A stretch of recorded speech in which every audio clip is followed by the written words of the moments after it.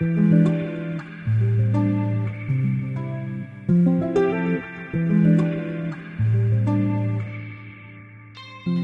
dans Sacrée Sexualité, le podcast où on parle de sexualité, mais pas comme à la télé.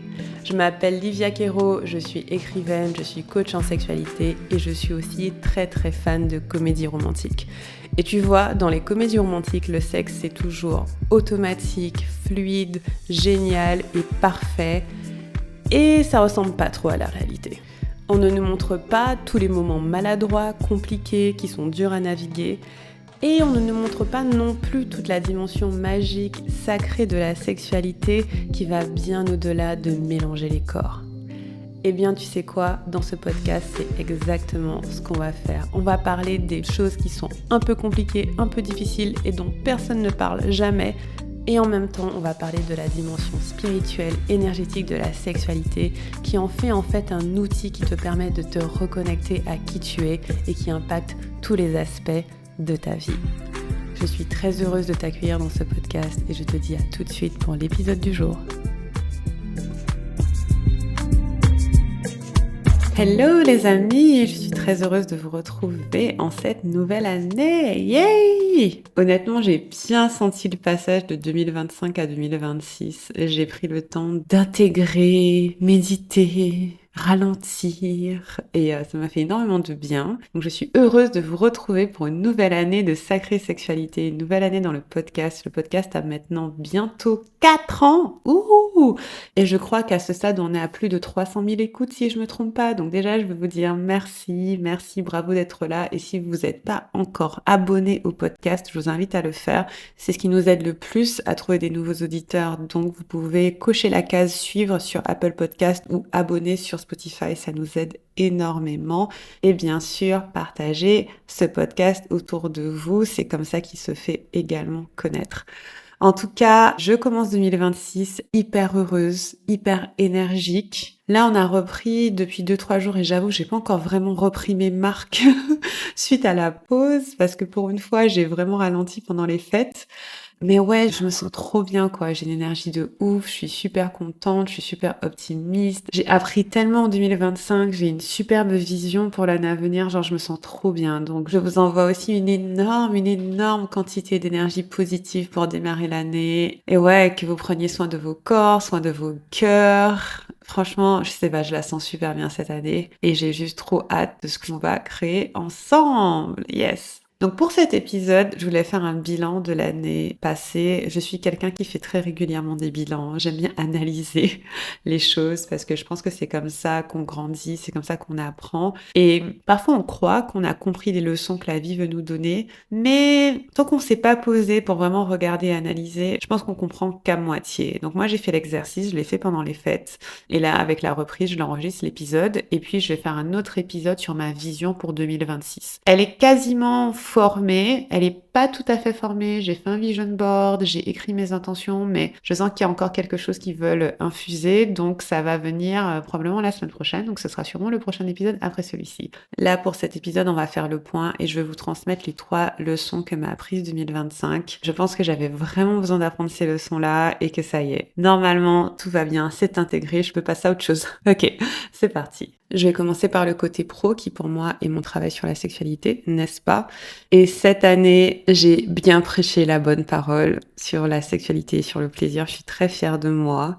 J'ai jamais autant bossé. Je crois que c'est mon année la plus chargée de ma life. Même mes équipes trouvent que j'ai trop travaillé. D'habitude, je dis que je travaille pas beaucoup, mais cette année, j'ai beaucoup travaillé et je prévois de travailler moins et d'avoir encore plus d'impact. Voilà. Et quand je dis travailler moins, c'est pas forcément être lazy, c'est juste travailler différemment, mais je vais vous expliquer comment. En tout cas, cette année, j'ai porté la bonne parole, j'ai écrit un livre en janvier, il est sorti en juin, j'ai fait sa promo, j'ai fait ses dédicaces. Si vous ne l'avez pas encore, il s'appelle « Il n'est jamais trop tard pour vivre une sexualité apaisée ». Il est sorti aux éditions Erol et c'est un plaisir incommensurable de le voir entre vos mains. Je suis trop fière de ce livre, c'est mon 4e livre. Je l'ai écrit super vite, je me suis cassé la tête sur les relectures, mais franchement, le produit final, magnifique quoi. Donc je suis trop fière de ça et c'est génial. Je suis aussi maintenant l'invitée d'une émission de radio qui a lieu une fois par semaine ici en Guadeloupe et là aussi ça me donne vraiment la pression de prêcher la bonne parole parce que je fais essentiellement de l'éducation sexuelle mais appliquée à la vie de tous les jours quoi. Et c'est sur la radio RCI en Guadeloupe et maintenant diffusé également en Martinique. Et c'est trop bien, c'est génial. J'ai vraiment l'impression de faire ce pourquoi on m'a mis sur Terre, aider les gens à avoir plus de plaisir, mais aussi être en bonne santé, que leur corps soit respecté, honoré, qu'ils explorent des nouvelles choses en sécurité. J'adore, donc ça c'est génial. Cette année, on a accueilli près de 50 personnes dans Diva le Temple, mon programme de groupe sur la sexualité. Je crois que c'est l'une de nos meilleures années, donc je suis très contente d'accompagner autant de personnes à la fois pour qu'elles aient plus d'orgasme, plus de plaisir et moins de trauma. Cette année 2026, j'espère au moins doubler ce nombre, qu'on ait 100 personnes, quoi, pas 200, 300. Le ciel est la limite, mais en tout cas, c'est ma façon d'accompagner de manière très proche et je suis tellement heureuse et fière de toutes les personnes qui nous ont rejointes. J'ai aussi eu 6 clientes privées, dont la moitié a décidé de renouveler avec moi. Et ça, c'est génial. Je ne faisais pas de coaching privé auparavant, je faisais que mon groupe, c'était impossible de travailler directement avec moi. C'était mon petit côté star, vous voyez? Non, je rigole. C'était pas dû à ça, c'était parce que je suis très protectrice de mon temps. Mais là, j'ai eu 6 clientes privées et donc 3 qui renouvellent. Et ça m'apporte tellement, c'est super gratifiant. C'est-à-dire que le côté suivi intime de A à Z, de chaque étape, je veux dire, naviguer chaque point, c'est génial, quoi. Donc, trop heureuse.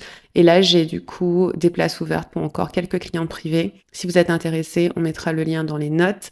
Le coaching privé, c'est 6 mois d'accompagnement individuel avec moi à raison de 2 appels par mois et du soutien entre eux par messagerie, audio et écrite. C'est vraiment un accompagnement où je dirais pas que je vous tiens la main parce que c'est pas trop mon style, mais je suis vraiment là, quoi. Je suis à vos côtés. Je marche à vos côtés. Et c'est merveilleux. J'ai des résultats merveilleux. Bref, je ferai un épisode pour en parler. Mais en tout cas, les changements de vie, là, j'ai une de mes clientes qui a carrément démissionné et changé de pays. Suite à notre coaching, je l'ai eu ce matin et c'est juste excellent, quoi. J'adore. Donc ça, c'était vraiment magnifique. J'ai doublé la fréquence du podcast aussi. En 2024, on postait 1 fois par semaine. Maintenant, c'est 2 fois par semaine. On vous a dit, hein, la fille taf, on pourra pas dire que je fais pas ma part, hein.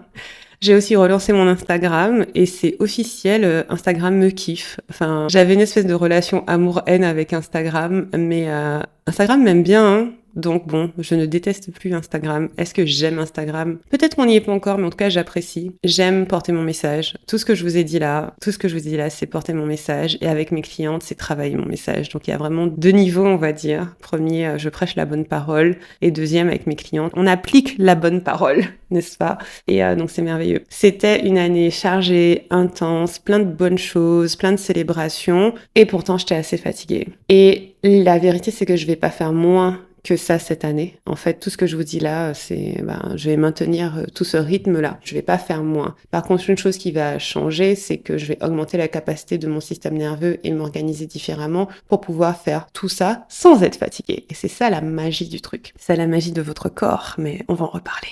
Donc, en vrai, j'ai une charge de travail qui a augmenté assez intensément sans avoir mis les choses en place pour honorer cette charge de travail et permettre à mon système nerveux de la gérer et donc j'étais crevée. Et c'est vrai qu'à partir d'août-septembre, j'étais un peu plus fatiguée. Mais la bonne chose par rapport à ça, c'est que quand il y a quelque chose qui se passe, on peut toujours choisir de réagir. Et moi, j'ai vraiment eu un moment d'action-réaction et cette fatigue m'a poussée à mettre en place énormément de choses dans ma vie. Déjà, j'ai pris une femme de ménage qui est très fiable, elle vient de façon régulière, elle fait un superbe travail parce qu'à un moment, on était un petit peu entre 2 femmes de ménage, c'était pas évident et notre maison est très grande, j'allais dire assez grande, mais c'est faux, elle est très grande et donc du coup la nettoyer prend du temps et c'est en général pas moi qui le fais, je vais pas vous mentir, mais ça va être mon compagnon qui le fait et du coup ça fait qu'il a moins de temps pour me soutenir et nous soutenir sur autre chose. En vrai, ça fonctionnait pas.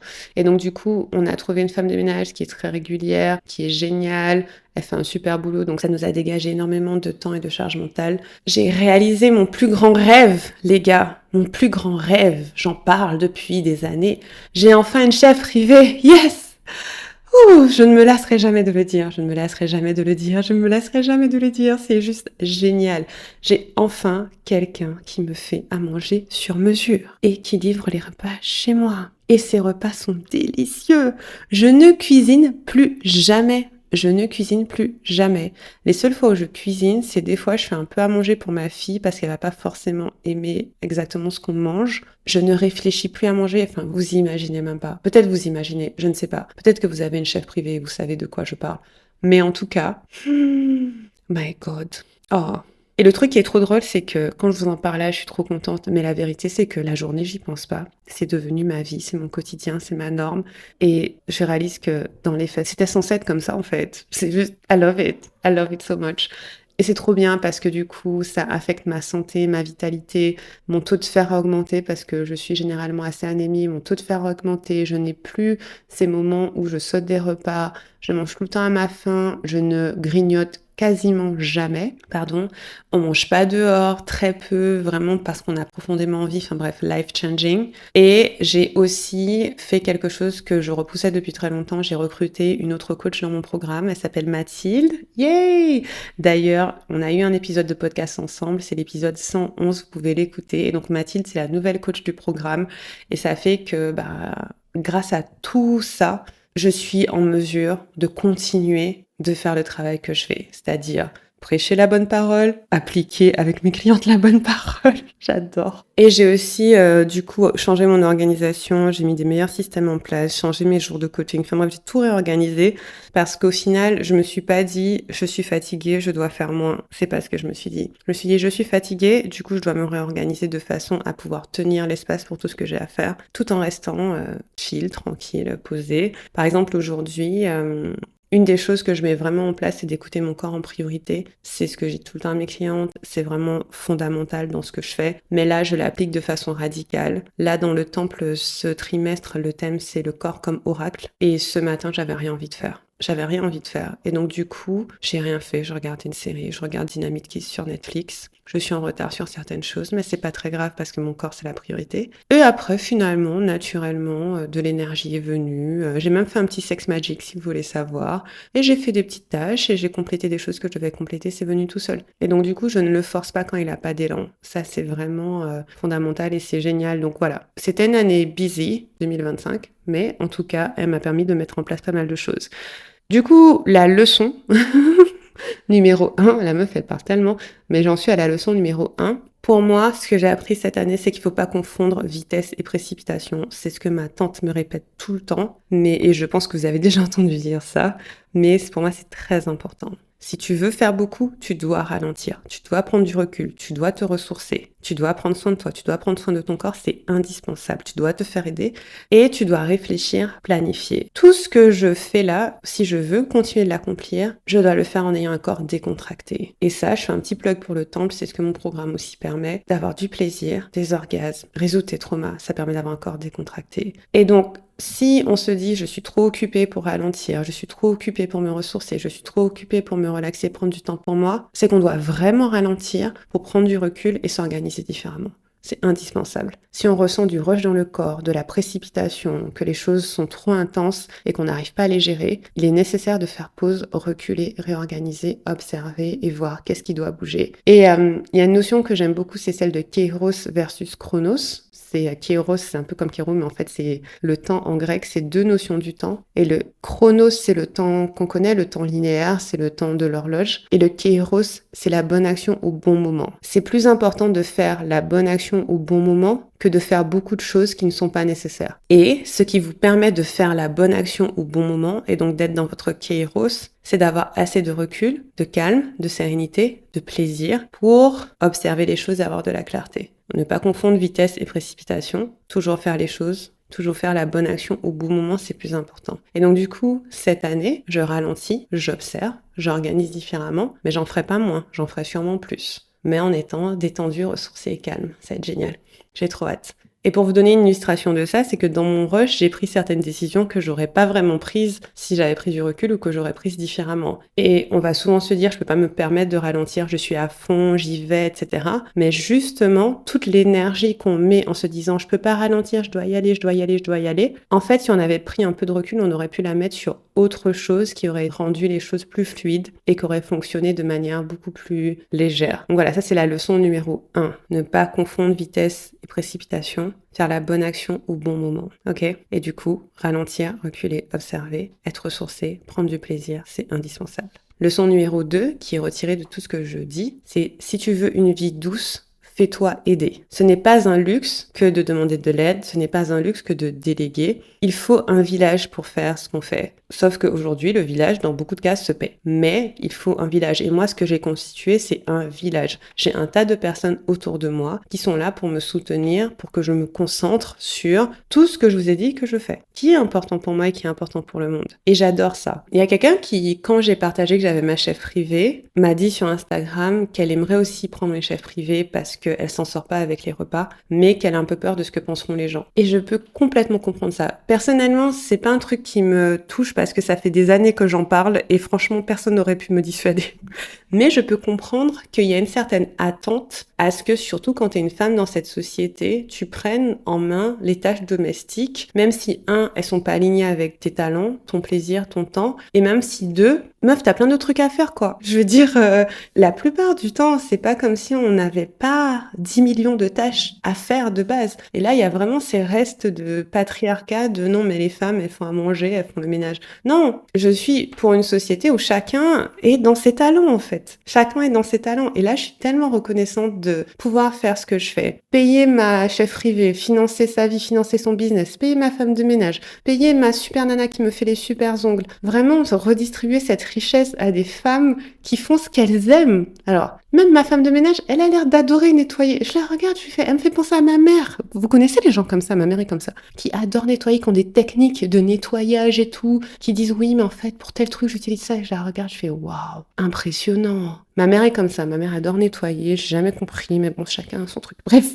Et donc oui, cette personne me dit, ouais, j'ai peur de ce que les gens vont dire. Et en fait, il y a des fois, on s'empêche d'aller chercher l'aide qu'on veut, on s'empêche de se prioriser. On va en fait faire des choses qui sont pas fluides, alors que il y a pas à le faire, quoi. Et moi, je le vois comme l'application d'une phrase que je dis souvent, qui est que tout ce qui n'est pas fluide doit partir. Et en fait, l'une de mes priorités, c'est d'enlever la friction dans ma vie. Dès qu'il y a un truc, j'aime pas l'inconfort. J'aime pas quand c'est inconfortable, j'aime pas quand les trucs me prennent la tête et tout. Dès qu'un truc n'est pas fluide, ça doit partir. Dès qu'il y a une friction, ça demande à ce que je pose de l'attention dessus, que je vois pourquoi elle est là, que je comprenne pourquoi elle est là et que je vois s'il y a une éventuelle résolution. Parfois, c'est inévitable. Il y a des choses dans la vie, elles arrivent, on peut rien y faire. Mais dans 95% des cas, il y a une chose qu'on peut faire. La solution va pas être la même pour tout le monde, bien sûr, mais très souvent, il y a un chemin en fait. Et pour moi, le fait d'avoir pris toute cette aide, ça a enlevé de la friction dans ma vie et ça m'a dégagé beaucoup de temps, de sérénité, de calme, de paix pour faire mon métier, qui est, encore une fois, ce que je pense, ce pourquoi on m'a mis sur Terre,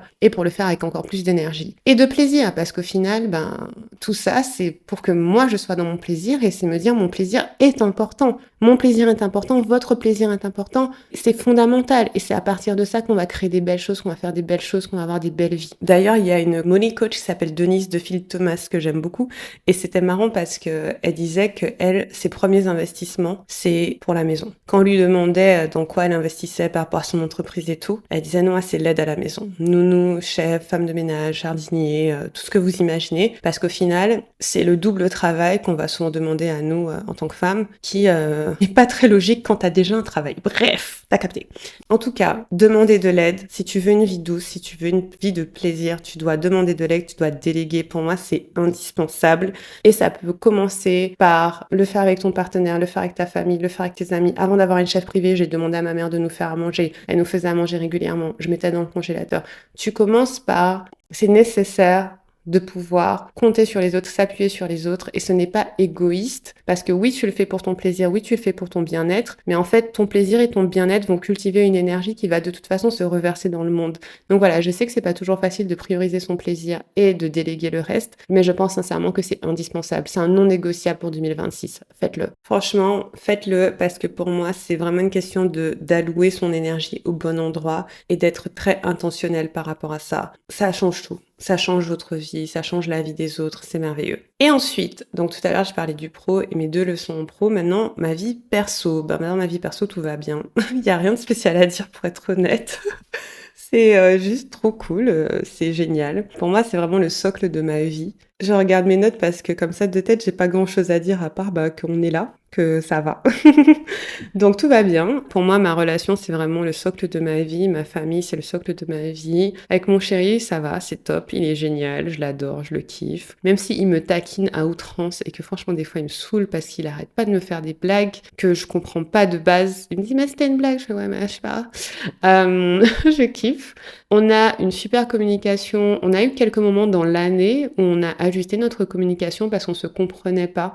Je pense qu'il y avait des espèces de conversations implicites qu'on avait. Je disais quelque chose, il comprenait autre chose, et il disait quelque chose et moi je comprenais autre chose. Et ça, c'est un truc qu'on a super bien clarifié assez rapidement. Donc voilà, mais ça, c'est quelque chose de continu, c'est-à-dire au fil des années, à chaque fois, tu ajustes. Et niveau communication, ça se passe super bien, c'est très clair.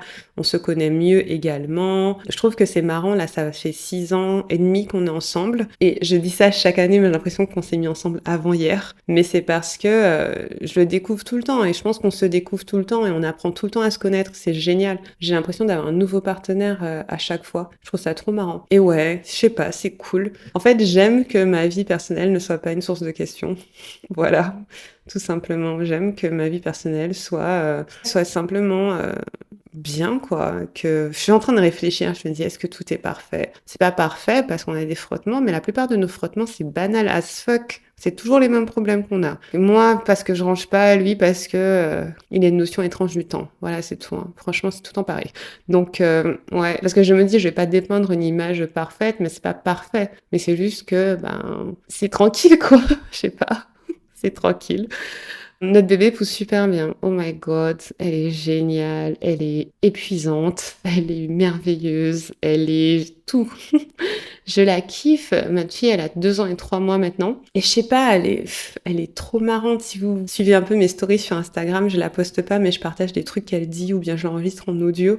Mais elle me sort de ces choses. Par exemple, hier, comme souvent, elle a pris tous les coussins du salon, elle les a mis par terre. On lui a dit, va ranger les coussins. Elle a dit, genre, j'ai pas intéressé. J'ai dit, qu'est-ce que tu veux dire? En fait, elle a dit, je suis pas intéressée. J'ai dit, ah, t'es pas intéressée par ranger les coussins? Non. Et ce matin, quand je lui ai donné le petit déjeuner, je lui ai proposé un truc à manger, elle m'a dit non, ça m'intéresse pas. Je dis, ah, mais qui t'apprend ces trucs? Elle nous sort de ces expressions à chaque fois on est là, ok.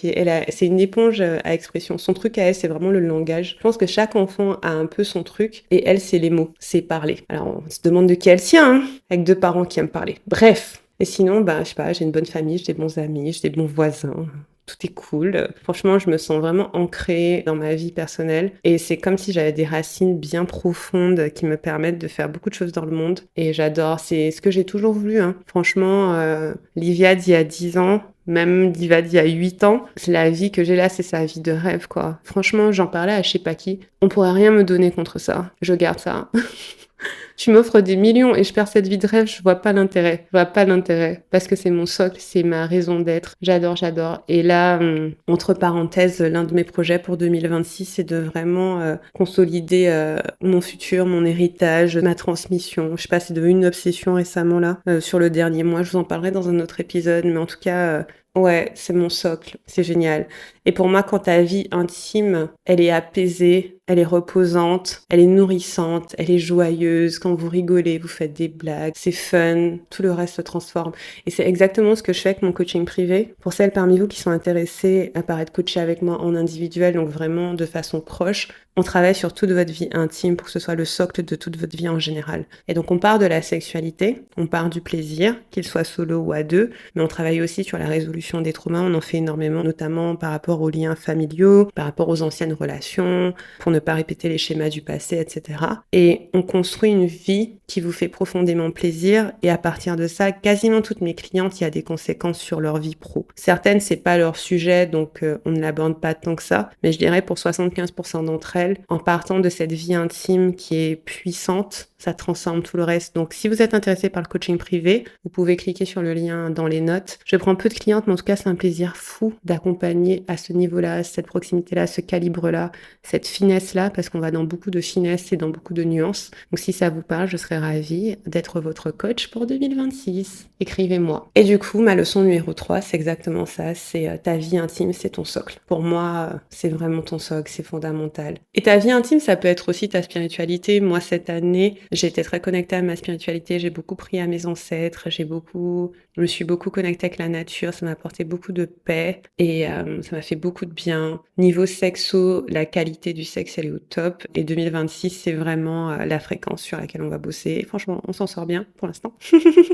Je vous ferai un débrief. Mais en tout cas, leçon 3, ta vie intime, c'est ton socle et ça comprend ton couple, ta famille, ta communauté, ta sexualité, même de la sexualité que tu as avec toi-même, la connexion que tu as avec ton corps, ta spiritualité. Tout ça, pour moi, c'est les racines qui nous plongent bien profond dans la terre et qui nous permettent de nous élever vers autre chose. Du coup, je commence 2026 hyper sereine, hyper ancrée, hyper joyeuse, comme je vous disais. 2025, ça a été une année de réussite, d'apprentissage et je suis tellement reconnaissante et j'ai l'impression que ça m'a donné une fondation hyper solide pour la suite. Je vous ferai la vision 2026 dans le prochain épisode. Je vous ferai ma vision complète pour 2026 dans le prochain épisode. J'ai fait un vision board pour la première fois en physique et c'est excellent, j'ai trop hâte. Je serais curieuse de savoir parmi ces 3 leçons laquelle vous parle le plus. Vous pouvez m'écrire sur Instagram ou par email. Je suis trop curieuse de savoir ce qui résonne et je vais juste les récapituler pour que vous les reteniez bien. 1. Si tu veux construire beaucoup de choses et faire beaucoup de choses, tu dois ralentir,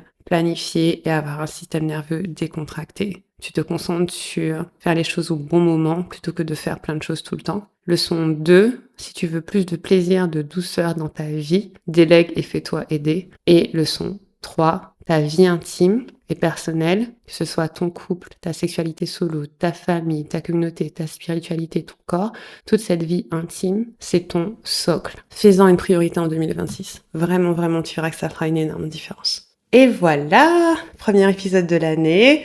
C'est parti pour une nouvelle aventure. Je suis trop contente, j'ai trop hâte. J'ai tellement de choses prévues pour vous cette année. J'ai même un nouveau livre qui sort. Je vais vous en parler dans le prochain épisode. Je vous embrasse encore une fois. N'hésitez pas à m'écrire et à partager cet épisode si vous sentez qu'il pourra aider d'autres personnes. Bisous, à bientôt. Bye.